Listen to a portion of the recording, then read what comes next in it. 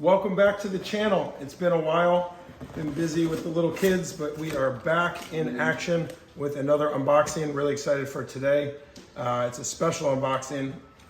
This right here, this white gold Oysterflex Daytona was the first watch that I bought from my AD, who's been just absolutely fantastic with me and is the guy who sells me the majority of the watches you see on my channel, which is just so awesome. Our relationship is very valued, and the key to a long-term Rolex collection is certainly a well-trusted, well-built, long-lasting relationship with an AD. So today we have an unboxing of, let's see if we can shake it out here, the rose gold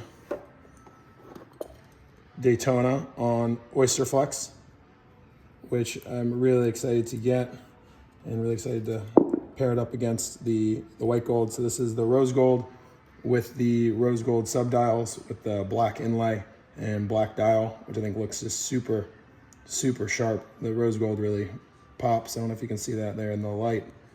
This is the 116515, I believe, which is going to be the soon to be discontinued version of this watch if my intel is correct. And it has the typical Rolex deployment clasp here. And when you order this watch, you can order it with the size Oysterflex bands that fit your wrist. And if you get it with ones that don't fit, you can always swap it out later. I find this watch really comfortable to wear, and just a big fan of the white gold one that I've had for a while. So we can kind of see them side by side here.